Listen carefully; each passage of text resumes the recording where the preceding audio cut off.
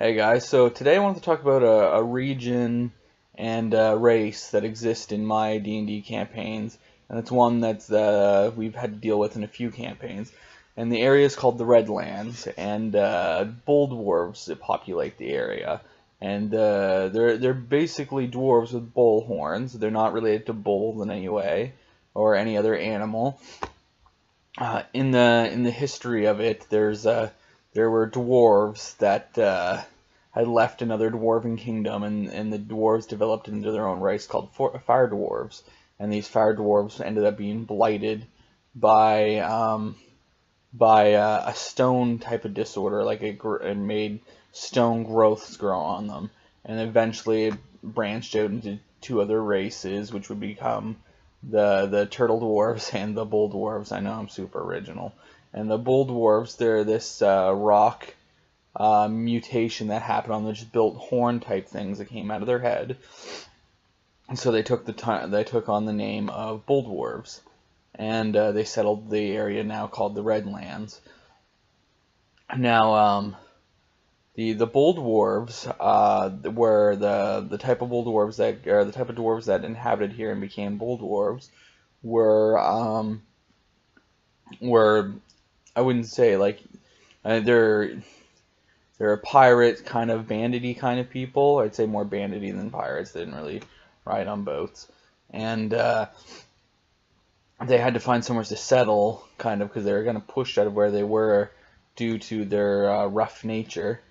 And they developed a kingdom in a place around mostly trading and slavery, and they're a very racist society. Now, they do have a king they follow, but their system and the king is passed down hereditarily. But they don't do taxes, kind of like other kingdoms. The kind of like lords and people pledge resources to the king when they support his actions. So in turn, the king tries to please as many people as he can to get these resource pledges and pledges of soldiers. And so that's kind of how their system works for governance.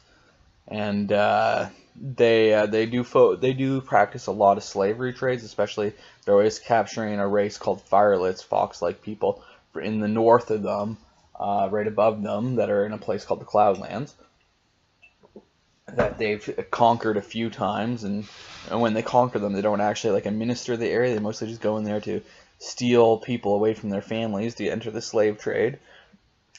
And but they were at war with the human empire called Novahart at one time, and they were under Novahart rule for a short time before gaining independence again.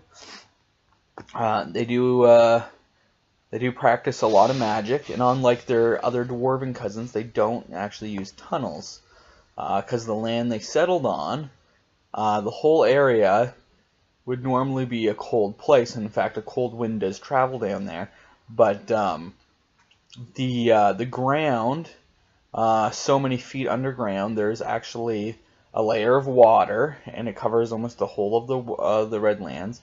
And under a few feet under that, or so many feet under that, there's like a layer of I'm not sure exactly what it's called, but it's like what happens when water and lava meets each other, but like a stone-like layer. And then a few feet under that, there's a layer of lava, and it goes all the way across their land too. And this layered thing causes hot springs every so often across their lands, and provides water pretty much wherever they need it without needing like lakes or rivers. There's almost always a layer of underground water heated by this lava. And so it makes the ground really warm around them. In some spots the water's like steams up or whatever, and but the air can be a little cold as it travels down from the Cloudlands. And yeah, so they're not really capable of making tunnels in that kind of environment. So they live above ground. And there are like kind of like waving hills, or I don't know exactly what the term would be, but there's small hills across their land as well. there are trees and stuff. Vegetation doesn't grow very well, but you'll find like smaller vegetational growth. A few forests, not many. But and there isn't a whole lot of minerals in some areas, but there's a mountain range that rides around the side of them. They get a lot of their minerals from there for like iron and whatnot. But that's only a very small portion of their land. They spend most of their time dealing with the slave trade, trying to conquer nearby areas, and those kind of affairs. And yeah, that's mostly all there is to say about them.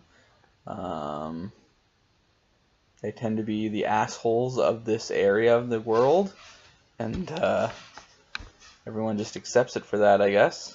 Anyways, thank you. Bye.